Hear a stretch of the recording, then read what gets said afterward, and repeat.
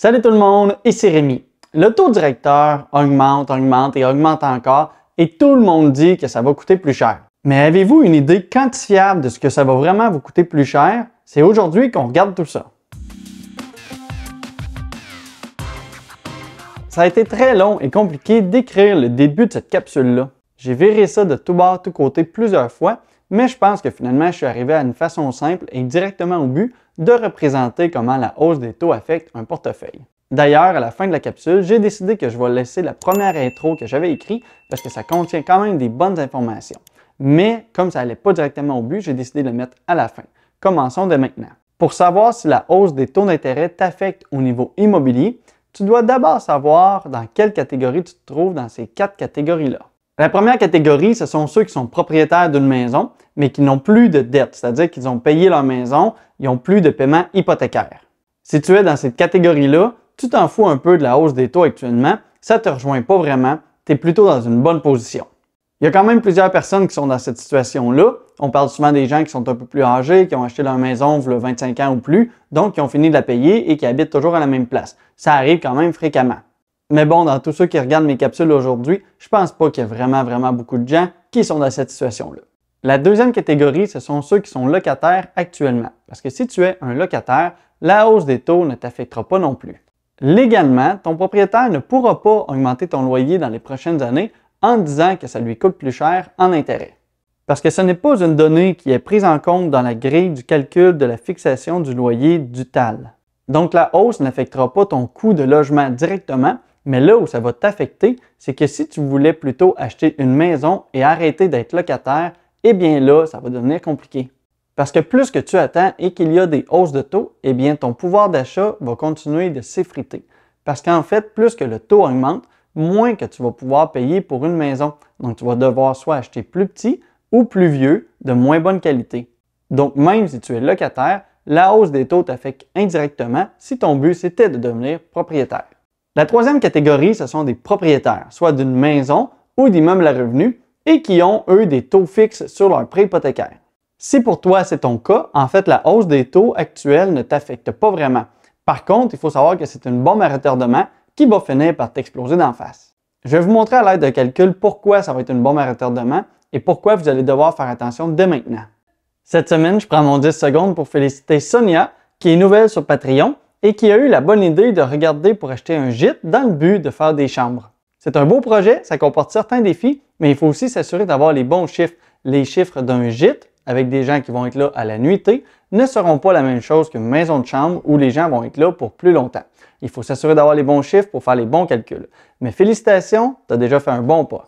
La quatrième catégorie, ce sont aussi les propriétaires qui ont des hypothèques, mais cette fois-ci qui ont des taux variables. Si tu es dans cette situation-là, la hausse des taux te fait déjà mal économiquement et tu vas continuer d'en souffrir avec les prochaines hausses qui sont annoncées.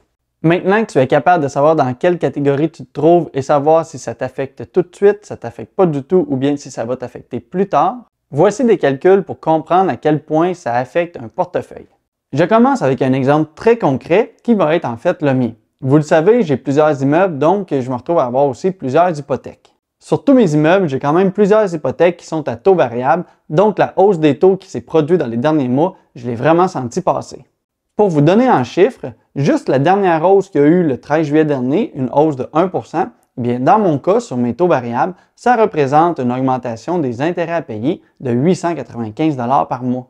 Et ça, c'est de l'argent qui part en fumée, c'est-à-dire que ce n'est pas de l'argent qui sert à améliorer la qualité de vie de mes locataires ou à améliorer mes immeubles. C'est tout simplement de l'argent que j'envoie à la banque parce que ma dette me coûte plus cher.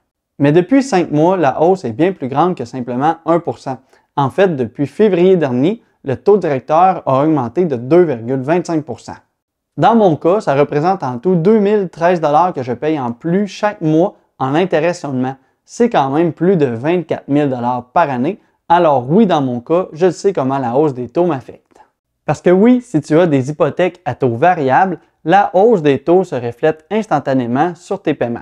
Mais il faut faire attention quand on a un taux variable. Ce n'est pas parce que le coût des intérêts devient plus élevé que ton paiement va nécessairement augmenter. En fait, il y a deux façons de faire. Il y a deux façons de faire les paiements quand on a un prêt à taux variable. La première façon, et c'est la façon la plus commune, c'est que ton paiement va toujours rester le même. Par contre, tu vas te retrouver à payer plus d'intérêts si le taux augmente et donc tu vas payer moins de capital. Donc au final, tu vas rembourser ta maison beaucoup moins vite.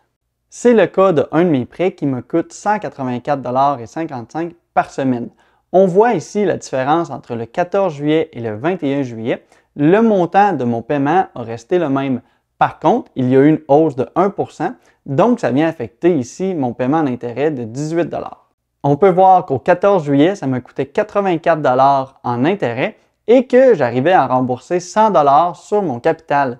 Mais qu'au 21 juillet, en fait, la situation a changé de côté et maintenant, je paye 102 $ en intérêt et je paye 82 $ en capital.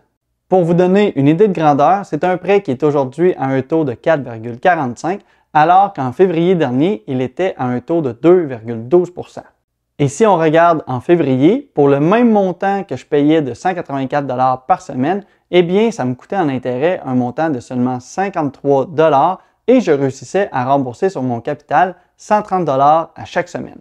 La différence est donc énorme, ça me coûte littéralement 2 fois plus cher à toutes les semaines en intérêt. Donc cette façon de faire-là au niveau des paiements, c'est une façon de faire qui est plus sécuritaire parce que ton prêt va toujours rester le même. Par contre, la proportion entre le capital et les intérêts va changer. Mais quand tu vas arriver au renouvellement, les paiements vont possiblement augmenter parce qu'il va te rester plus de capital à payer. La deuxième façon de rembourser des prêts à taux variable, c'est d'avoir un paiement qui varie aussi selon le taux. J'ai aussi des prêts comme ça, un peu comme celui-ci. En fait, sur ce prêt-là, en février dernier, le taux était à 2,45 et ça me coûtait des paiements à chaque semaine de 358 $.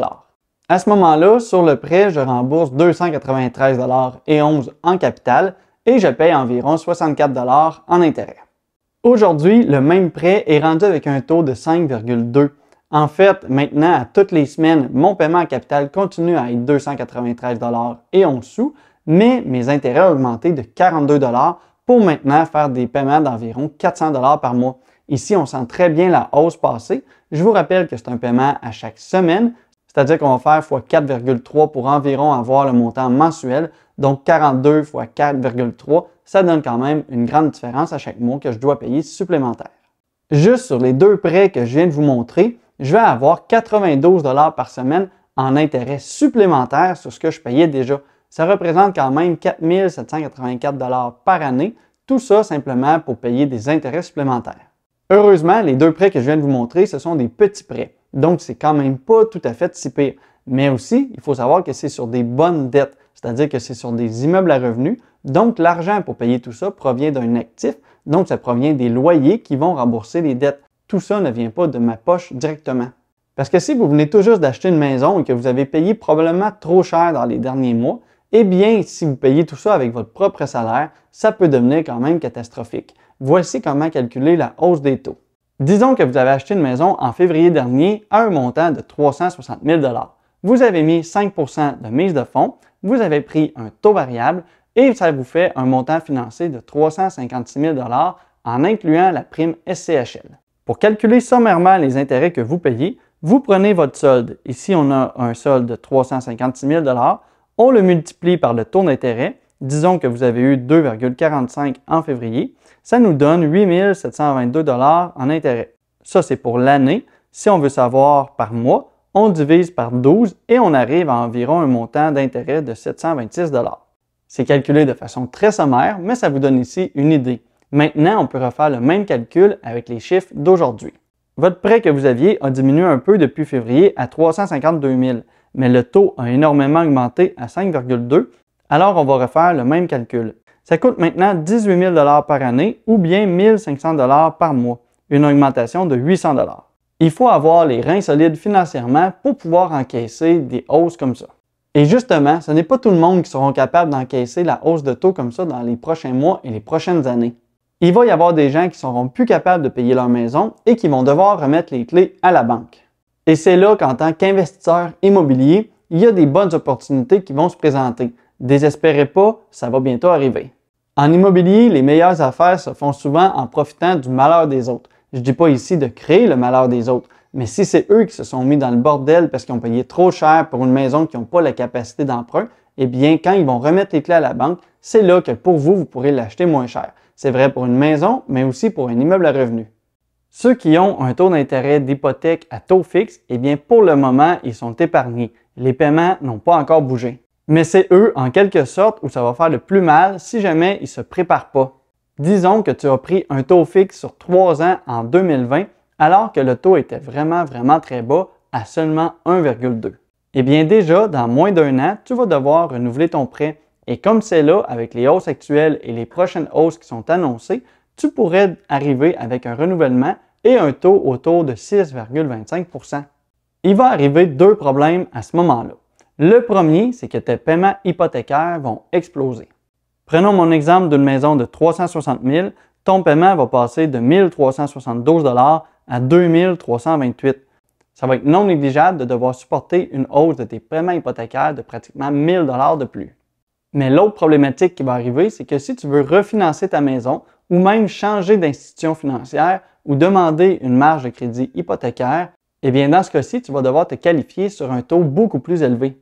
Parce que si le taux est rendu à 6,25, eh bien tu vas devoir te qualifier sur un taux de 8,25 à cause du stress test. Et ça, à ce moment-là, il y a des gens qui ne réussiront pas à passer le taux et il y a des gens qui vont devenir de plus en plus coincés. Bref, la hausse des taux, ça va faire mal pour plusieurs personnes, c'est quand même un petit peu le but recherché. Reste à voir si toi, dans les dernières années, tu as agi de façon intelligente financièrement ou bien si tu as pris plein de mauvaises dettes et tu as la corde au cou et avec la hausse des taux, ça va devenir compliqué. Voici maintenant la première intro que j'avais écrite et que j'ai décidé de vous laisser pour la fin de cette capsule-là. Je n'expliquerai pas ici c'est quoi le taux directeur, ça deviendrait trop compliqué. Le but ici, c'est juste de démontrer comment affecte la hausse des taux. Mais pour faire une grosse image de c'est quoi le taux directeur, on va s'imaginer une compagnie qui vend des hot dogs. Eh bien, si jamais les saucisses qu'elle achète augmentent de prix, ils vont devoir aussi augmenter le prix du hot dog pour continuer à faire du profit. C'est un peu la même chose avec le taux directeur, c'est-à-dire que si le taux directeur augmente, les banques doivent aussi augmenter leur prix face aux clients dans le but de continuer à faire du profit. Là où le taux directeur est important, c'est que si jamais le coût du hot dog augmente, tu as le choix. Tu as le choix entre changer tout simplement de restaurant ou ne plus aller dans ce restaurant-là. Mais si le taux directeur augmente, eh bien toutes les banques augmentent. On n'a pas le choix ici. Ce qui fait que tous ceux qui ont des hypothèques, des marges de crédit ou des prêts personnels, eh bien ils vont subir une hausse de taux à plus ou moins court terme. Voici un graphique des taux depuis 1980. On le voit, même si le taux augmente, on est encore bien en dessous du taux moyen au travers des années. Donc il ne faut pas trop non plus s'énerver le poil des jambes, on est encore pas si pire que ça. Quoique ça dépend comment tu regardes ça. Parce qu'en fait, même si le taux est moins élevé, le coût réel en intérêt devient de plus en plus élevé par rapport au salaire moyen. Et la problématique de ça, c'est que la marge de manœuvre est beaucoup plus petite, donc même une petite hausse de taux, ça affecte grandement les revenus disponibles pour les citoyens. Ça affecte la population de différentes manières. En fait, l'accessibilité à une maison devient de plus en plus difficile ou ce que tu peux t'offrir diminue, c'est-à-dire que ton capacité d'emprunt va être moins élevée et tout ça, ça va être difficile à cause du stress test. Deuxièmement, le coût des intérêts devient de plus en plus cher, c'est-à-dire que l'argent qui te reste à la fin du mois, eh bien, il t'en reste de moins en moins pour pouvoir faire des autres dépenses. C'est pour ça qu'on entend partout que l'économie va ralentir, parce que si tu dois payer plus d'intérêts sur ton prêt hypothécaire, eh bien, il va te rester moins d'argent dans tes poches pour pouvoir dépenser au restaurant et dans les magasins. Le taux directeur a quand même débuté l'année à 0,25, ça a monté à 0,5 en mars, ça a monté à 1 % en avril, à 1,5 en juin et maintenant à 2,5 au début juillet. Dernière chose, ce qu'il faut savoir, c'est que même si le taux directeur est actuellement à 2,5, ce n'est pas le taux que tu vas réussir à avoir pour ton prêt. Comme j'ai dit tout à l'heure, si jamais le prix des saucisses augmente, la compagnie va devoir augmenter le coût du hot dog pour pouvoir subir la hausse. Et bien dans ce cas-ci, c'est la même chose. Même si le taux d'intérêt est à 2,5, les banques vont devoir mettre un prix, un pourcentage qui est plus élevé pour pouvoir elles aussi continuer à faire du profit. On parle normalement d'une différence entre 2 à 3 % du taux directeur. Si tu veux en apprendre plus sur la finance et l'immobilier, tu peux t'abonner à la chaîne pour voir mes prochaines vidéos. Aussi, si tu veux débuter en immobilier, il y a un lien en description qui pourrait t'intéresser. Comme toujours, si tu as apprécié le contenu, tu peux aimer la vidéo pour m'aider avec l'algorithme de YouTube. Merci de ton écoute, bon succès, à la prochaine!